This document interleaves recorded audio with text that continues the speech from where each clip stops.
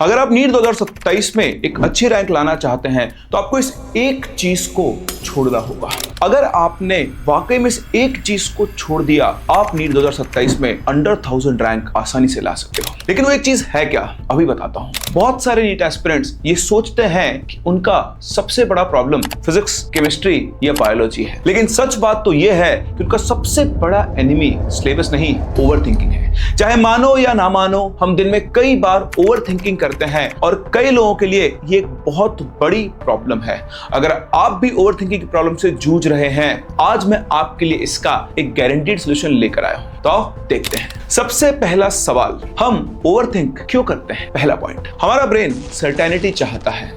हमारा brain naturally future को predict करना चाहता है। हमारे दिमाग को अनसर्टेनिटी बिल्कुल भी पसंद नहीं है और इसीलिए वो ऐसे सवालों के जवाब ढूंढता रहता है जो अभी प्रेजेंट में कोई वैल्यू नहीं रखते हैं। जानना चाहोगे कैसे सवाल? कुछ ऐसे, मेरा सिलेक्शन होगा या नहीं, टेस्ट में 650 मार्क्स आएंगे या नहीं, अगर मैंने बाइक चलाई और मेरा एक्सीडेंट हो गया तो, नीट 2026 की तरह फेज 2 की तरह पेपर डिफिकल्ट आ गया तो, मेरी शादी होगी या नहीं होगी, मैं अपनी ड्रीम लाइफ जी पाऊंगा या फिर नहीं जी पाऊंगा, मेरे पास आईफोन 18 प्रो मैक्स होगा या नहीं होगा, मेरी गर्लफ्रेंड बनेगी या नहीं बनेगी। अजीब अजीब से सवाल जिनका आज के प्रेजेंट के अंदर कोई वैल्यू नहीं है, कोई एग्जिस्टेंस ही नहीं है, लेकिन फिर भी आपका दिमाग बार बार उनको क्रिएट करता रहता है। इन क्वेश्चंस का आंसर किसी के पास नहीं है, लेकिन ब्रेन बार बार इन सवालों के जवाब ढूंढता रहता है और यही जवाब ढूंढने की जो आदत है वो आपकी ओवर थिंकिंग बन जाती है। जो दूसरा सबसे बड़ा फैक्टर है ओवर थिंकिंग का, वो है हारने का डर। बहुत से स्टूडेंट्स पढ़ाई से नहीं डरते हैं, वो डरते हैं कि अगर सिलेक्शन नहीं हुआ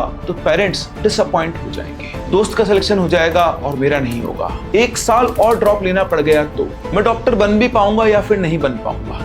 ये डर इतना बड़ा हो जाता है कि स्टूडेंट्स पढ़ने की बजाय फ्यूचर को इमेजिन करने लगते हैं और फिर उस फ्यूचर की जो अनसर्टेनिटी होती है उसको अपनी प्रेजेंट लाइफ के अंदर ले आते हैं और बस सोचते रहते हैं और अपनी एफिशिएंसी को खत्म कर देते हैं। तीसरा सबसे बड़ा फैक्टर जो है वो है कंपैरिजन। आजकल सोशल मीडिया ने कंपैरिजन को और भी डेंजरस बना दिया है। कोई बोल रहा है डेली 12 घंटे पढ़ाई का गोल कंप्लीट हो गया है, क्लास में क्वेश्चन टाइप होते ही आंसर आ रहा है, उसकी फिजिक्स बहुत अच्छी है, उसकी केमिस्ट्री बहुत अच्छी है, मेरा कुछ भी अच्छा नहीं है। कोई अपने मॉक टेस्ट के 650 मार्क्स फ्लॉन्ट कर रहा है, कोई क्या फ्लेक्स कर रहा है, कोई क्या फ्लेक्स कर रहा है और फिर हमारा ब्रेन बोलता है यार ये सब मुझसे कितने आगे हैं और मैं इन सबसे कितना पीछे। मेरे दोस्त, कंपैरिजन ना एंजाइटी क्रिएट करता है और एंजाइटी ओवर थिंकिंग को 10 गुना बढ़ा देती है। चौथा factor, mister perfect, perfectionism. Student सोचते हैं कि पहले मैं एक परफेक्ट टाइम टेबल बनाऊंगा, परफेक्ट नोट्स ढूंढ के लाऊंगा, परफेक्ट टीचर ढूंढ के लाऊंगा, परफेक्ट स्टडी एनवायरनमेंट बनाऊंगा और इसी चक्कर में पढ़ाई स्टार्ट नहीं। परफेक्ट शुरुआत का वेट करते करते टाइम निकल जाता है और जब टाइम निकल जाता है तो बैकलॉग क्रिएट हो जाता है और जब बैकलॉग क्रिएट होता है तो आपके ऊपर मेंटल बर्डन क्रिएट करता है जिसकी वजह से आप ओवर थिंक करते हैं। पांचवा फैक्टर, इंफॉर्मेशन ओवरलोड। आज के जमाने में इंफॉर्मेशन बट रही है, उड़ रही है हवा में, रोज नए वीडियोस, नई स्ट्रैटेजीज, नए इन्फ्लुएंसर, इंस्टाग्राम, टेलीग्राम, यूट्यूब, हर जगह पर आपके पास इतनी इंफॉर्मेशन आ रही है। कोई आपको एग्जाम के लिए मोटिवेट करने वाली तो कोई आपके अंदर फियर क्रिएट करने वाली कि यार ये भी हो सकता है क्या। इतनी सारी इंफॉर्मेशन देखकर ब्रेन जो है वो कंफ्यूज हो जाता है और उसी कंफ्यूजन का रिजल्ट होता है ओवर। ये तो हमें पता लग गया कि ओवर थिंकिंग क्यों होती है। हाँ, आप, मैं, हम सब इस ओवर थिंकिंग के शिकार हैं, लेकिन अब इस ओवर थिंकिंग को डिस्ट्रॉय कैसे करना है, इससे अपनी लाइफ से कैसे हटाना है, कैसे इस एक चीज को छोड़कर आप अपनी रैंक को इंप्रूव कर सकते हैं, आओ सोल्यूशन बताता हूं, लेकिन बोर्ड पे। तो देखो, ओवर थिंकिंग की इस प्रॉब्लम को दूर करने के लिए मैं आपको यहाँ पर कुछ टेक्निक सिखा रहा हूं। अगर आप इन टेक्निक्स को अपनी डेली लाइफ में इन्वॉल्व करना शुरू करेंगे, ऑब्वियसली आपको टाइम लगेगा, महीने भर तक अगर आप इस चीज की प्रैक्टिस कर ली तो आई कैन बेट यू आप दोबारा कभी ओवर थिंक नहीं करोगे। जो सबसे पहली टेक्निक है वो है पॉइंट एंड कॉल।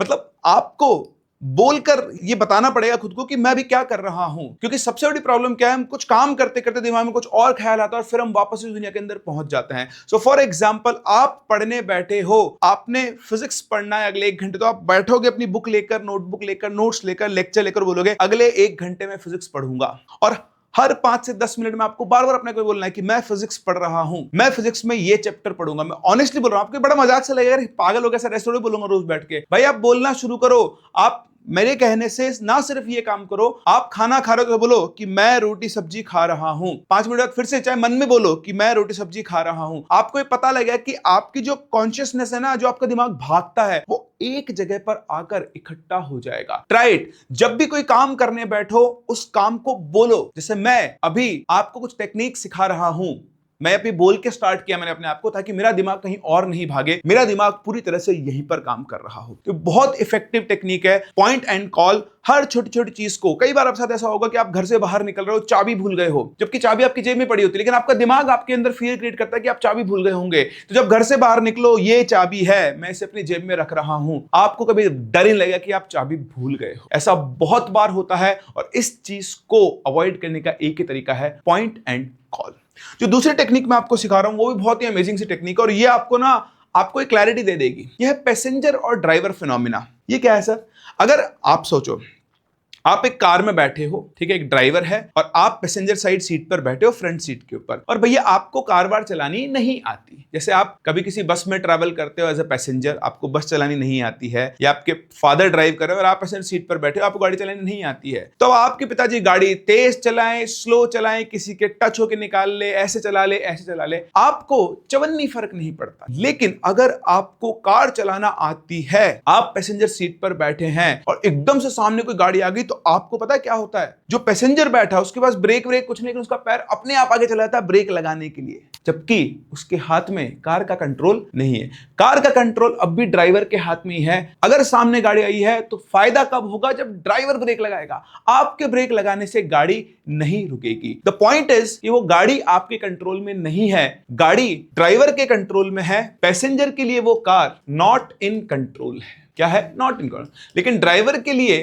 वो कार कंट्रोल में है। तो आपको भी ये देखना पड़ेगा, आपको ये समझना पड़ेगा, आपके जीवन में होने वाली किस किस इवेंट के लिए आप ड्राइवर हैं और किस किस इवेंट के लिए आप पैसेंजर हैं। आपके दिमाग में चलने वाली किस थॉट के लिए आप ड्राइवर हैं और किस थॉट के लिए आप पैसेंजर हैं। मेरे नीट में 650 मार्क्स आएंगे क्या? आप पैसेंजर हैं। जैसे 2 कॉलम बनाए कि भैया मैं यहां पैसेंजर की तरह हूं या फिर मैं ड्राइवर की तरह हूं। नीट में 650 प्लस मार्क्स आएंगे या नहीं, मैं पैसेंजर हूं, वो मेरे कंट्रोल में नहीं है। 5 दिन बाद मेरा टेस्ट है, मेरे कितने मार्क्स आएंगे? पैसेंजर हो, आपके हाथ में नहीं है। नीट 2027 का पेपर ऑफलाइन मोड पर होगा या ऑनलाइन मोड पर होगा, सीबीटी होगा, 2 फेज में होगा, 10 फेज में होगा, यू आर द पैसेंजर। ये चीजें आपके कंट्रोल में नहीं है। मैं आज 6 घंटे पढ़ना चाहता हूं, यू आर द ड्राइवर। मैं अभी 20 क्वेश्चन सॉल्व करना चाहता हूं, यू आर द ड्राइवर। ये आपके कंट्रोल में है। पड़ोस के घर की गाय भाग गई, आपके कंट्रोल में थोड़ी है, यू आर द पैसेंजर। तो जब आपके कंट्रोल में जो चीज नहीं है, आप उसको देख पा रहे हो, उसको लिखो, 2 कॉलम बनाओ, बैठो, आपके दिमाग में थॉट आएंगे, जैसे थॉट आए लिख दो और देखो कि आप उस थॉट के लिए ड्राइवर हो या पैसेंजर हो। अगर आप पैसेंजर हो तो मस्त रहो ना, बैठ रहो आराम से, ठीक है। लेकिन अगर आप ड्राइवर हो तो फोकस करो, क्योंकि अगर आप फोकस करके ड्राइव नहीं करोगे, एक्सीडेंट जरूर जरूर जरूर होगा। अगेन ये बड़ी अजीब सी वो लगती है आपको, लेकिन जैसे आप इसको लिखना शुरू करोगे, आपकी ना भाई साहब ओवर थिंकिंग छूमंतर हो जाएगी। आप उस काम के ऊपर फोकस करोगे जो उस टाइम पर आप कर रहे हो। दिमाग से थॉट्स आना धीरे धीरे, एक दिन में नहीं होगा। रोज रोज आप थोड़ा थोड़ा ये करोगे, थॉट्स आएंगे, उनको लिखोगे, देखोगे मेरे कंट्रोल में है, मेरे कंट्रोल में नहीं है। अब जो मेरे कंट्रोल में नहीं है, मैं उसका क्या कर सकता हूं यार? सोचो ना आप, जो चीज मैं कंट्रोल नहीं कर सकता उसके बारे में सोच कर भी अपनी एनर्जी को क्यों वेस्ट कर रहा हूं? मैं उस चीज के ऊपर अपनी एनर्जी लगाऊं जिसको मैं कंट्रोल कर सकता हूं, जिसके लिए मैं ड्राइवर। बात समझ में? Very important. फिर चलते हैं तीसरी टेक्निक के ऊपर। ये बड़ी अच्छी टेक्निक है, रिलैक्स एंड विजुअलाइज। इसका मतलब क्या है? एक काम खत्म किया, दूसरा पकड़ लिया, दूसरा खत्म किया, तीसरा पकड़ लिया, तीसरा खत्म किया, चौथा पकड़ लिया। अरे भाई रुको रुको रुको जरा, सब्र करो। लाइफ में थोड़ा सा सब्र करना सीखो। आपने एक काम खत्म किया है, उस एक काम को खत्म करने के बाद आप एक शॉर्ट ब्रेक ले सकते हो। क्योंकि देखो, हम बात कर रहे हैं पढ़ाई की। अगर मैं और किसी प्रोफेशन की बात कर रहा था तो मैं उसके बारे में बात करता, बट आपके केस में जैसे मान लो आपने 2 घंटे फिजिक्स पढ़ ली, तो ब्रेक लो, 10 मिनट 15 मिनट का ब्रेक लो, रिलैक्स करो, थोड़ा विजुअलाइज करो चीजों को कि आपने क्या क्या पढ़ा, क्या क्या नहीं पढ़ा, और उस ब्रेक को एंजॉय करो, अपने दिमाग को आराम दो। आप एक शॉर्ट नैप ले सकते हो। फिर से जनरली लोग ब्रेक के टाइम पर क्या करते हैं, इंस्टाग्राम और सब खोल के बैठते हैं, इंफॉर्मेशन ओवरलोड कर लेते हैं। वो नहीं करना है। देखो,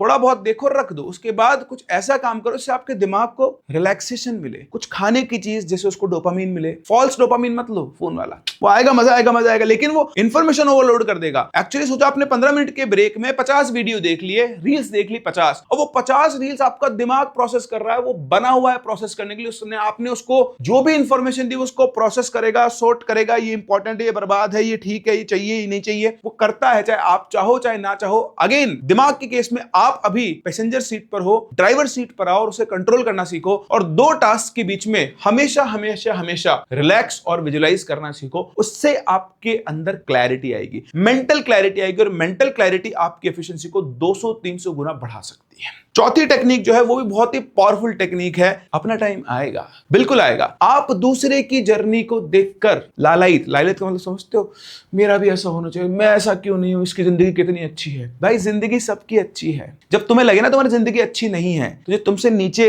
बैठ रहे हैं, जिनके पास वो रिसोर्सेज भी नहीं है जो तुम यूज कर रहे हो, इस फोन के अंदर आप ये जो वीडियो देख पा रहे हो, ऐसे कई आपकी उम्र के बच्चे हैं जिनके घर में खाने की रोटी नहीं है, उनके पास ये फोन नहीं है, वो दूसरों के फोन देखकर कहा मेरे पास ये फोन कब आएगा। This is the reality, harsh reality. हमारे पास जो है उसको तो भूल चुके हैं, उसके पास जो, अरे यार उसके पापा ने उसको बाइक गिफ्ट कर दी, मेरे दोस्त ने BMW खरीद ली, मेरे दोस्त ने मर्सिडीज खरीद ली, मेरे दोस्त ने रेंज रोवर खरीद ली, और मैं उसको देखो यार मैं ये कब खरीद पाऊंगा। आएगा, अपना टाइम आएगा, सोचने से नहीं आएगा, अपना टाइम मेहनत करने से आएगा। अपना टाइम कब आएगा? जब मैं अपने काम पर फोकस करूंगा। बहुत सिंपल सा एग्जांपल देता हूं, बीज, सीड, आम का पौधा, अंगूर की बेल, केले का पौधा, बांस, पपीता, आप सबके सीड्स एक साथ एक एनवायरनमेंट में सेम टाइम पे सीड कर दो जमीन में, बताओ क्या सबके पौधे, फल, फूल एक ही टाइम पर आएंगे? नहीं, सबका ब्लूमिंग टाइम अलग अलग है। हो सकता है अंगूर की बेल के ऊपर अंगूर सबसे पहले आ जाए और पपीते के ऊपर बाद में आए, फिर आम का पेड़ बड़ा होगा, फिर उसमें आम लगे। और बैम्बू, बांस तो आपको पता ही है 5 साल तक पौधा ही बड़ा नहीं होता, लेकिन जब बड़ा होता है तो इतना बड़ा होता है कि सबको पीछे छोड़ता हुआ निकल लेता है। सबका टाइम आता है,